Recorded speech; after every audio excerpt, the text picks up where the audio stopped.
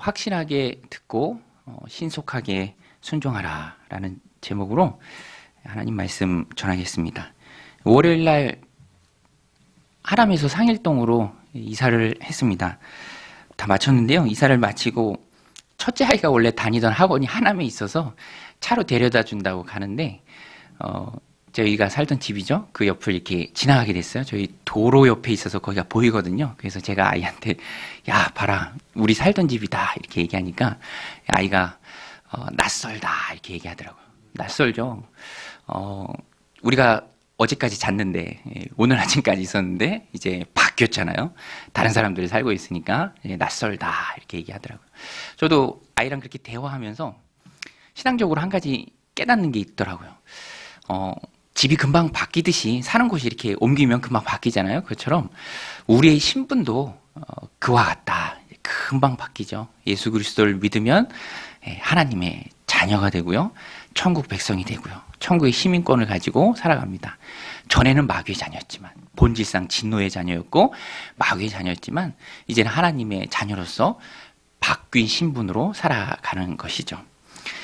천국의 소망을 갖고 천국을 본향으로 여기며 살아가는 존재가 된다라는 것입니다.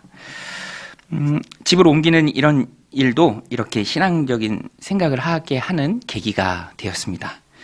그런데 이런 경험에 따른 이해 그리고 해석 또 느끼는 바 이것이 저에게는요 조금 특별합니다. 왜 특별할까요? 왜 특별하냐면 제가 천국의 가이드잖아요. 이렇게 하면 천국 갑니다 라고 사람들한테 얘기해주는 천국의 가이드의 역할을 제가 충실히 감당해야 하기 때문에 순간순간 삶을 통해서 상황과 환경을 통해서 하나님 내게 주시는 말씀 또 하나님 내게 특별히 주시는 그 하나님의 음성을 듣는 게 중요해요. 저만 그렇겠습니까? 여러분 하나님은 우리의 삶을 통해서 말씀하시는 줄로 믿습니다. 기록된 말씀을 통해서 선포되는 말씀을 통해서 신앙이 좋은 선배 신앙인들을 통해서 여러 가지 환경과 상황들을 통해서 하나님 우리에게 말씀하세요. 하나님은 우리를 향한 분명한 계획과 뜻을 가지고 계십니다. 그리고 그것을 우리에게 말씀하시는 분이세요. 우리는 영적인 안테나를 잘 세우고 그 말씀을 잘 들어야죠. 저도요 말씀드린 것처럼 하나님께서 천국 가이드의 역할을 잘하라고 한정된 땅의 이미지와 영원한 천국의 소망을 대비하면서 그런 말씀을 주실 때가 참 많이 있습니다. 저는 그런 것들이 감사하고요. 또 잘 캐치해야죠. 지난주에도 저희 어머니랑 식사할 일이 있었는데 어머니랑 저랑 이렇게 단둘이 식사를 하는데 어머니가 전화를 받아요. 네, 전화를 끊고 여쭤보니까 어머니 교회에 이제 건강검진을 하다가 췌장에서 뭔가 혹이 발견된 분이시래요. 그래서 큰 병원으로 가서 이제 검진을 하고 또 그런 중에 이제 통화를 하면서 신앙적인 얘기를 한 거죠. 그러면서 또 삶과 죽음으로 자연스럽게 대화가 옮겨가서 그런 얘기를 또 어머니랑 하다가 저희 아버지 얘기를 했어요. 저희 아버지가 비교적 일찍 천국에 가셨죠. 65세에 돌아가셨으니까. 65세. 그래서 저희 가족은 그런 게 있어요. 얼마만큼 이 세상에 살았느냐라는 데 기준을 둘 때 저희 가족은 좀 작습니다. 그 기준이. 왜냐하면 저희 아버지가 65세에 돌아가셨기 때문에 그런 마음이 분명히 있어요. 어머니도 그렇고 저도 그렇습니다. 또 저는 아버지가 65세에 돌아가셨기 때문에 제 인생을 하나님 앞에 사는 제 인생을 살아볼 때 그 65라는 숫자를 잊을 수가 없습니다. 그래서 항상 그것을 대입하게 되죠. 그러면은 참 우리 인생이 길지 않다. 여러분 동의하십니까? 우리 인생이 길지 않아요. 그러니까 우리는 말씀을 보면서 말씀을 들으면서 항상 제 천국의 가이드 역할을 하잖아요. 하나님께 또 우리의 본향인 천국을 향해서 우리의 시선을 항상 하늘나라에 두어야 합니다. 그래서 하나님이 그렇게 그 역할을 잘 감당하라고 저에게 여러 가지 상황과 환경들을 읽어낼 수 있는, 또 느끼고 깨닫게 되는 말씀들을 주십니다. 그러면 저는 그것을 잘 깨닫고 또 전달해 드리는 거죠. 그 어머니랑 통화하셨던 그분도 췌장에서 혹이니까 얼마나 또 마음이 어렵겠어요. 본인도 그렇지만 자녀들이 더 마음 아파하더래요. 세 자녀가 있는데 둘은 신앙이 있는데 한 자녀는 딸인데 안 다니는 거예요. 아직 교회를 안 다니는데, 근데 또 어머니가 그런 일을 당하니까 마음이 동해서 또 어머니를 위해서 또 마음을 더 쓰게 하고, 어머니는 또 그 딸이 이번 기회에 또 세례도 받으면 어떨까. 그래서 그거 내용으로 어머니한테 전화하시더라고요. 그런 것을 보면서 어머니가 그렇게 얘기해 주시더라고요.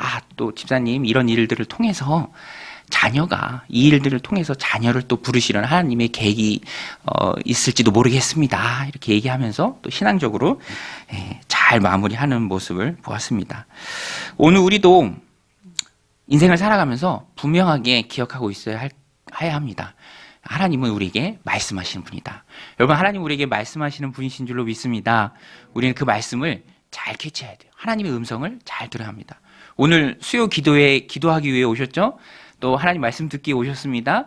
말씀 듣고 기도하고 찬양하고 은혜의 자리에 내가 서 있는 이 가운데 하나님 우리에게 음성을 들려주실 줄로 믿습니다.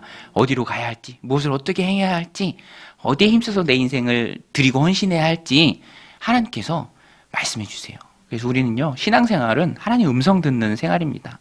우리를 향한 하나님의 뜻과 계획이 있죠. 오늘 본문에서도 하나님께서 야고보에게 말씀해 주십니다. 지금은요, 성경이 완성된 시기입니다. 66권의 성경이 완성됐어요. 종결됐습니다. 그 일본말로 시마이 됐어요. 다 끝났습니다. 그래서 누군가 또 성경을 쓴다 그러면 그건 이단이에요. 옳지 않죠. 성경은 계시 기록의 역사는 끝났습니다. 그래서 성경이 완성된 시기에 하나님께서 성경을 통해서, 우리가 읽는 성경을 통해서 또 말씀을 가지고 하나님의 말씀을 선포하는 메시지를 전하는 설교 시간을 통해서 또 하나님께서 말씀하시죠. 그래서 가장 큰 권위와 또 해석의 최종 결정은 말씀이 합니다. 말씀하고 부딪히면 항상 말씀이 우선해요. 그런데 야곱 시대는 성경이 없었잖아요. 성경이 없죠. 그래서 하나님께서 직접적으로 말씀하십니다. 특별히 꿈을 통해서 하나님께서 많이 말씀하셨죠. 그래서 꿈을 성경적으로 봅니다. 그런데 지금은 말씀드린 것처럼 말씀이 완성된 시기니까 어떠한 꿈도 말씀 앞에서 다시 재해석이 돼야 돼요. 그래서 제가 전에 말씀드렸잖아요. 전도할 때 굉장히 안타까운 부분이, 이제 믿음이 좀 자라가려고 하면은 꿈속에 아버지가 나와요. 그래서 배고프다, 야, 밥 좀 먹자 이러면은 또 신앙이 또 뒤로 밀리고 그런 일들이 있는데, 그거는 다 의미가 없는 겁니다. 저도요, 새벽 예배 마치고 잠은 안 자요. 일찍 일어나도 안 자는 게 편해요. 자면 또 몸에도 안 좋고, 자면 그렇게 꿈자리가 사나워요. 아침에 잠깐 자는 그 시간에 막 시달립니다. 막 괴물 나오고. 그런 꿈들이 큰 의미도 없고요. 항상 말씀이 먼저죠. 그런데 오늘 본문에 보면 야곱에게 하나님께서 꿈속에서 말씀을 주십니다. 분명한 야곱을 향한 메시지가 있고요. 또 하나님의 명령이 있습니다. 하나님께서 꿈속에서 야곱에게 주신 명령이 무엇입니까? 야곱이 얻은 부, 그것은 하나님이 주신 것이다. 하나님 만들어 주신 것임을 네가 알라 라는 것과, 또 너가 이 바단 아람의 하란 지역으로 올 때 베델에서 내게 서원했던 것을 기억하라. 하나님께서 그렇게 말씀해 주세요. 그리고 지금 일어나라. 어떤 성경에 보면 당장이라고 번역해요. 당장 가나안 땅으로 돌아가라. 11절부터 13절이 그 내용인데요. 우리 같이 자막을 보면서 함께 읽겠습니다. 시작. 꿈에 하나님의 사자가 내게 말씀하시기를 야곱아 하기로 내가 대답하기를 여기 있나이다 하매 이르시되 내 눈을 들어보라.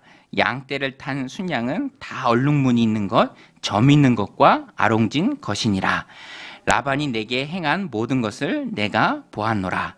나는 베델의 하나님이라. 내가 거기서 기둥에 기름을 붓고 거기서 내게 서원하였으니 지금 일어나 이곳을 떠나서 내 출생지로 돌아가라 하셨느니라. 하나님께서 꿈을 통해 야곱에게 분명히 지시하십니다. 돌아가라. 내 출생지로 돌아가라. 하나님께서 보내기도 하시고요. 여기로 보내신 분도 하나님이잖아요. 야곱이 순종해서 왔잖아요. 그리고 이곳에서 정해진 기간이 다 찼을 때 하나님께서 다시 돌아가라 야곱에게 말씀하십니다. 그 출발해서 오고 20년간 머무르고 이제 돌아갈 때가 되어서 돌아가라 하나님 말씀하시는 그 모든 과정 가운데 하나님께서 주관자가 되십니다. 돌아갈 때 누가 정하죠? 하나님이 정하십니다. 어떻게 돌아가는 방법, 그것도 하나님께서 순조롭게 다 이끌어 가세요.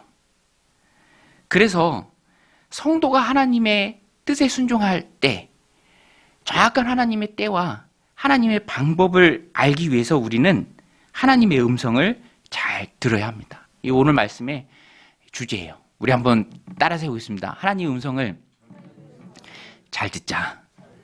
예, 하나님 말씀하십니다. 우리는 잘 들어야 돼요. 오늘 우리는 기도를 통해서 하나님의 음성을 들을 수 있어야 합니다. 기도가 나의 소원을 하나님께 아뢰는 것이지만 동시에 나를 향한 하나님의 음성을 듣는, 뜻을 깨달아 아는 수동적인 시간입니다. 듣는 시간이. 그래서 하나님의 뜻에 따라 살아가고자 하는 그 열망이 가득한 사람에게 기도의 시간은 너무나도 중요합니다. 하나님의 때 알아야 되잖아요. 하나님의 방법도 알아야 되잖아요.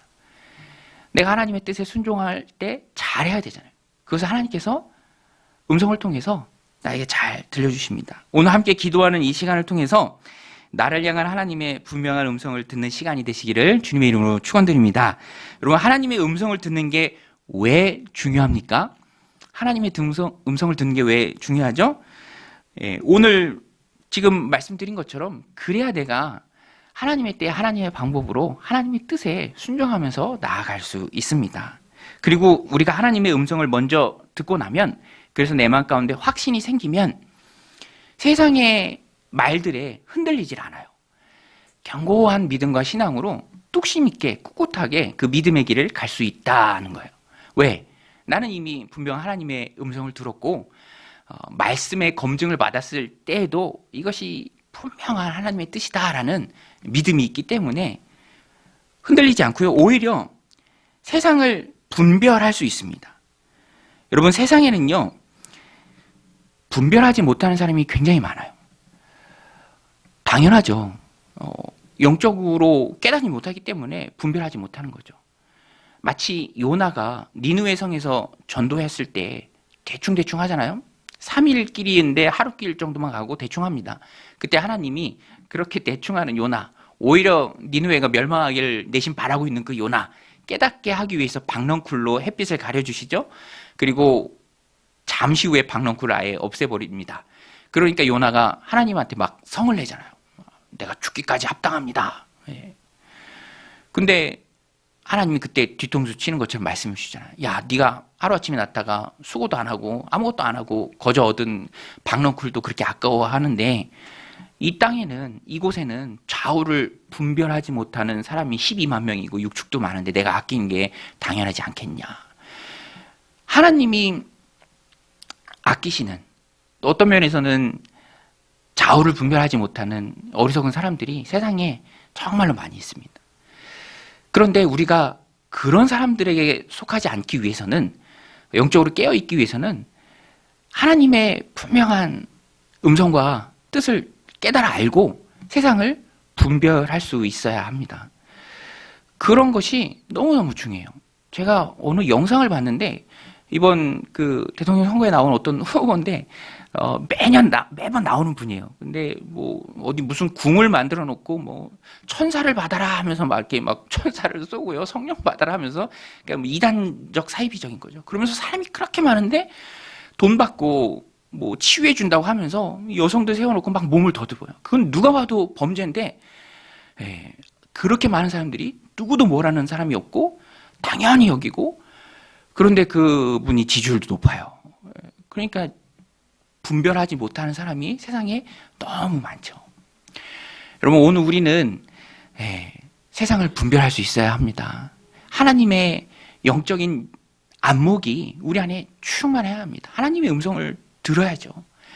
오늘 야곱이요, 하나님의 음성을 듣고 나니까 자신을 향한 사람들의 모습을 다 분별해 냅니다. 꿈을 통해서 자신을 향한 하나님의 분명한 뜻을 깨닫고 나니까 자신을 중심으로 지금 돌아가는 상황이 다 이해가 돼요. 하나님이 지금 일하시는데 야곱이 하란을 떠날 수밖에 없는 상황으로 몰고 가고 계세요. 삼촌 라반의 안색이 변했어요. NIV 성경에 보면 에티튜드라고 번역했습니다. 그래서 태도가 바뀐 거예요. 전에는 살갑게 대하고 또 야곱이 일 잘하니까 이렇게 품어주고 그랬는데 이제는 찬바람이 쌩쌩 부는 거예요. 또 라반의 아들도 아버지 아들 닮아서 그런지 욕심이 많은지 없는 가짜 뉴스를 막 얘기합니다. 야곱이 부자가 된 거 우리 아버지의 것을 훔쳐서 그렇다. 속여서 빼앗은 것이다. 사실 그렇지 않거든요. 라반은 10번이나 품삯을 변개했습니다. 얼룩진 것이 너의 것이다 했는데 얼룩진 것이 계속 나와요. 그러니까 라반이 야 미안한데 그렇게 하지 말자 하고 이번에는 점 있는 것이 네 것이다. 생각만 해도 민망하지 않나요? 근데 라반이 그렇게 했다는 거예요. 그걸 10번씩이나. 그러면은 다시 또 하나님이, 여러분 라반이 하나님을 이길 수 있습니까? 하나님의 뜻에 순복하고 그 믿음의 길을 걸어가는 야곱을 라반이 감히 대항할 수 있습니까? 안 되죠. 그러니까 하나님이 라반이 10번을 번복하면 번복하는 대로 나오게 해주시는 거예요. 점 있는 것으로 하면 점 있는 것만 나오고, 점 있는 것이 많이 나와서 얼룩진 것으로 하면 얼룩진 것만 나오고, 검은 것으로 해서 검은 것만 나오게 하고. 그러니까 야곱은 하나님의 능력을 등에 업고 점점점 이제 거부가 되는 거죠. 이 또한 가나안으로 돌아가기 위하도록 하나님께서 준비시켜 주시는 것이죠.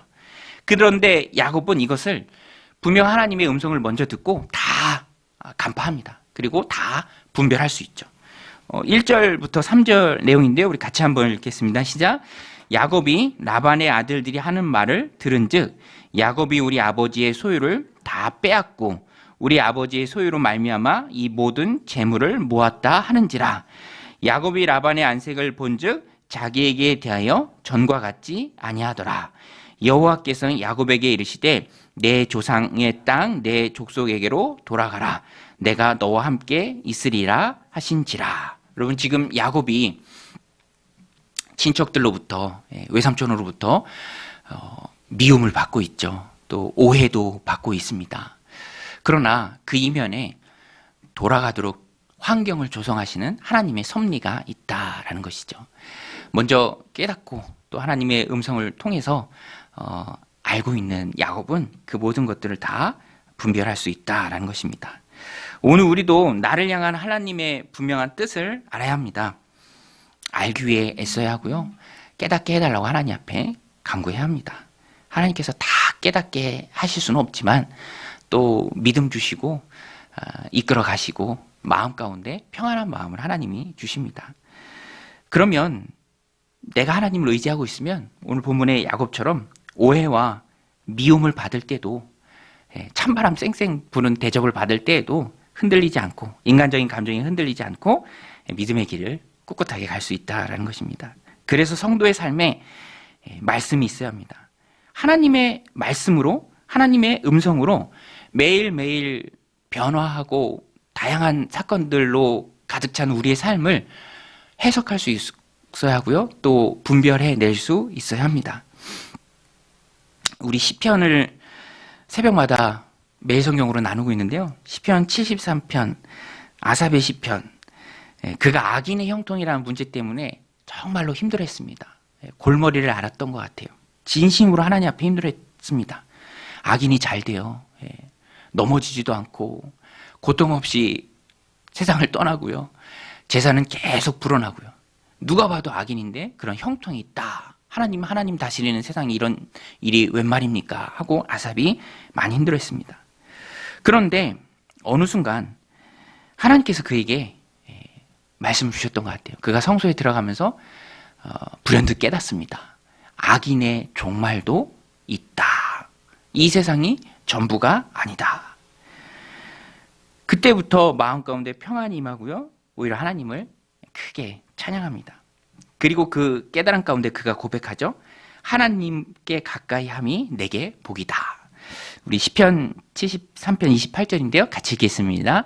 하나님께 가까이 함이 내게 복이라. 내가 주 여호와를 나의 피난처로 삼아 주의 모든 행적을 전파하리이다. 여러분, 하나님을 가까이 함이 내게 복인 줄로 믿습니다.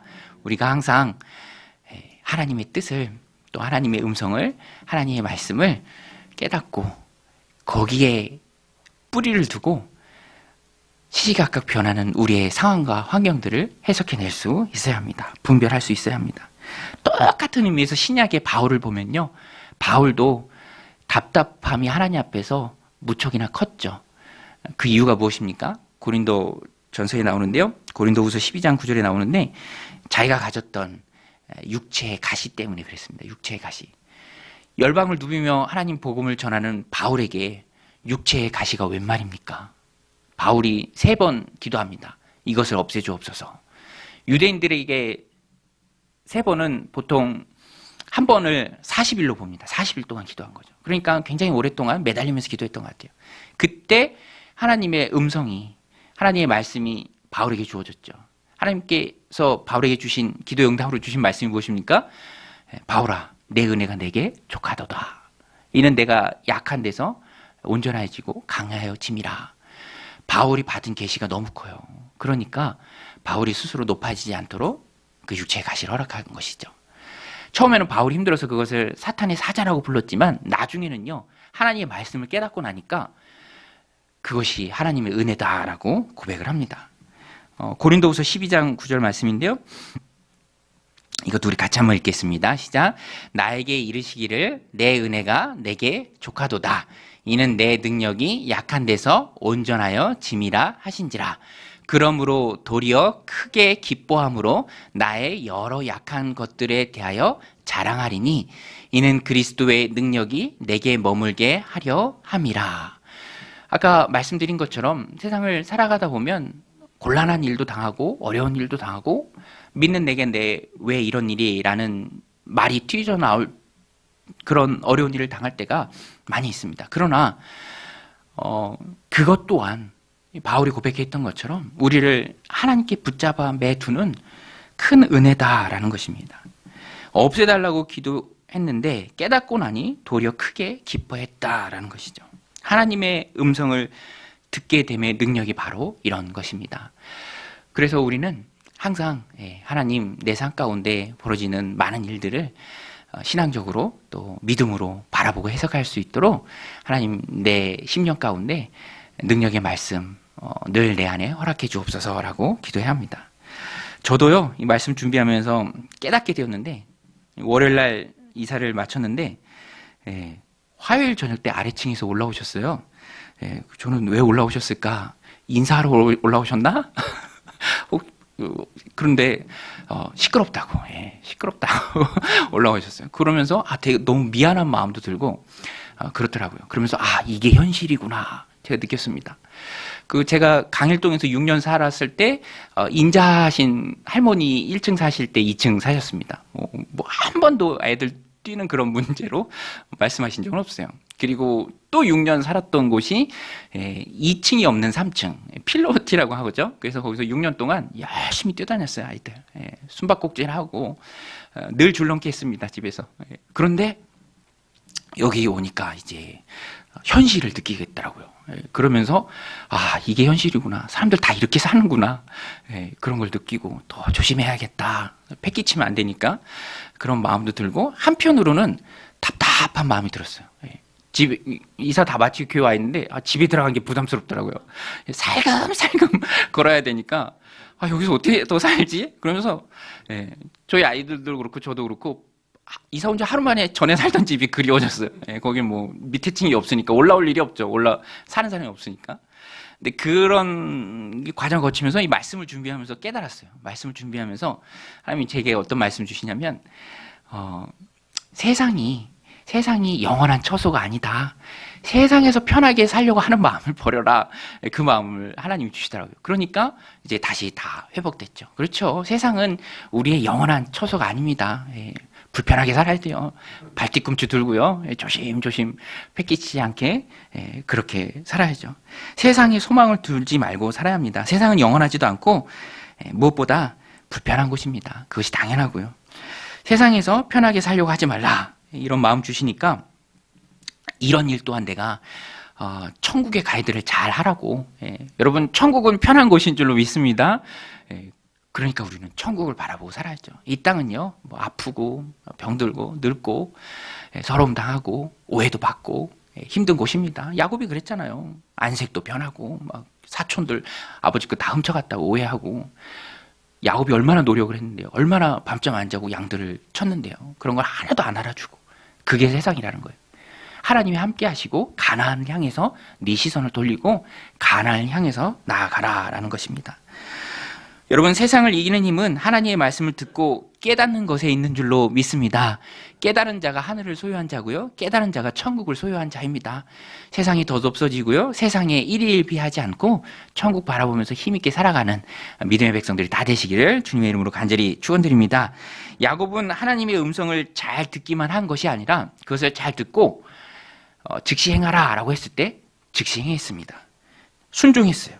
야곱의 순종력이 대단합니다. 오늘 본문에서도 하나님의 음성을 듣고 곧바로 사람을 보내서 이제 아내들을 자신 있는 곳으로 조심스럽게 부릅니다. 아내들이 라반의 딸이잖아요. 라반은 자신을 적대적으로 여기니까 가족들과 함께 가나안으로 갈 계획을 들키면 안 됩니다. 그래서 조심스럽게 양들이 있는 곳으로 아내들을 불러서 가나안으로 떠날 그 일을 아내들과 함께 상의합니다.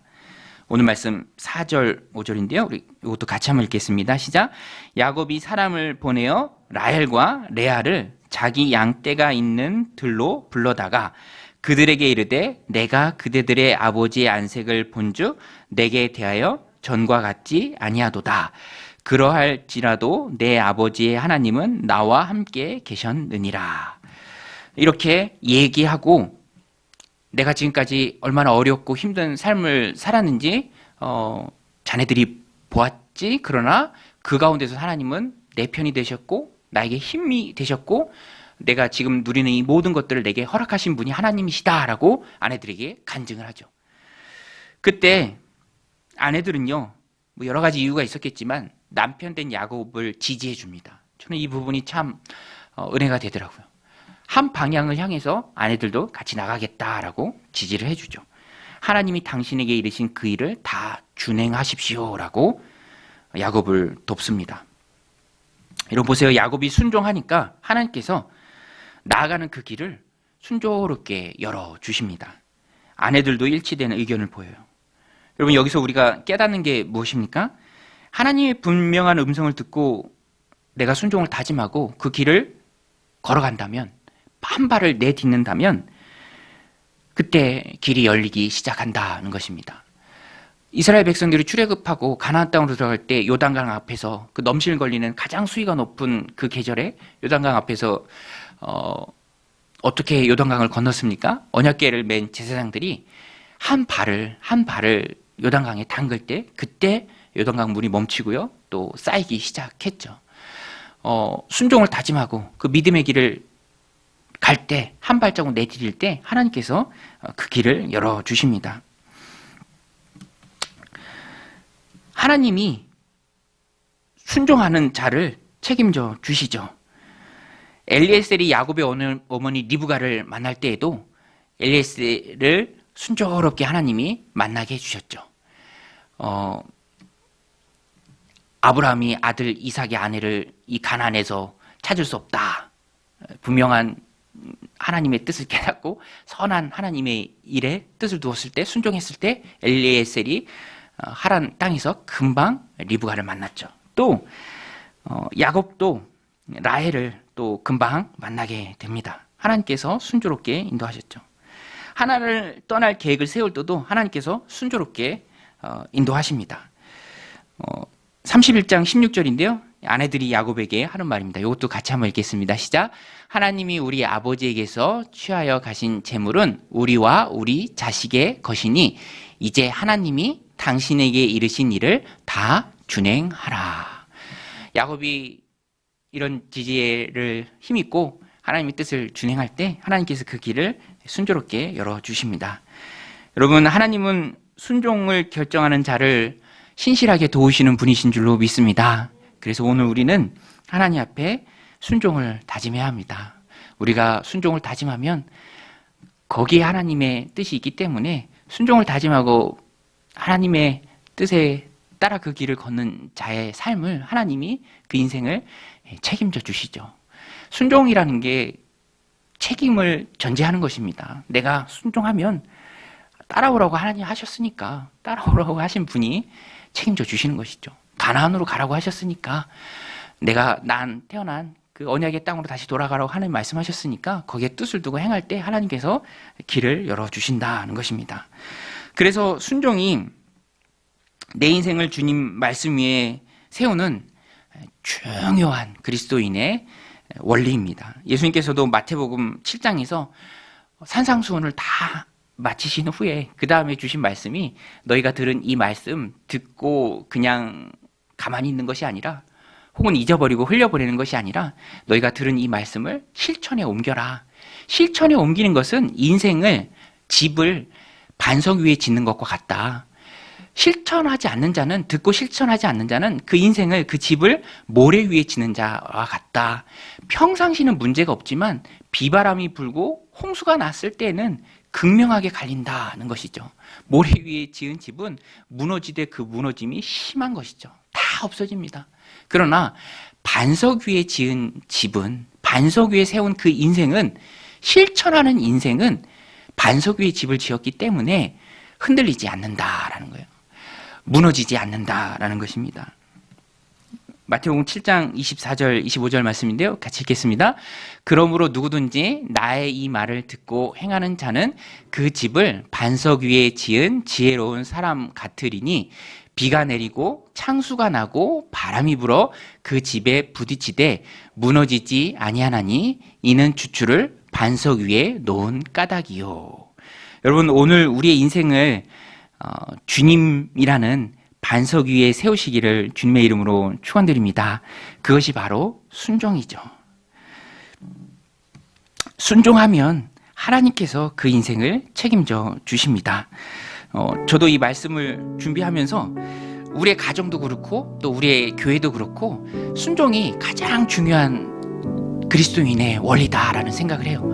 하나님의 말씀을 내 삶 가운데 실천하고 실천에 옮기면 그것이 내 인생을 견고한 반석 위에 세우는 것이 됩니다. 가정도 그래요. 부부관계도 그렇습니다. 교회 생활도 똑같습니다. 듣고 가만히 있는 것이 아니라 듣고 행하고 행하면서 깨닫고 하나님 주시는 인내도 맛보고 좋은 결과도 맛보고 기도 응답도 맛보면서 점점 내 인생이 반석 위에 서는 것이죠. 그러면 비바람이 불고 창수가 나고 어려움이 닥친다 해도 그것들을 다 이겨낼 수 있는 힘이 된다는 것입니다. 오늘 야곱을 보세요.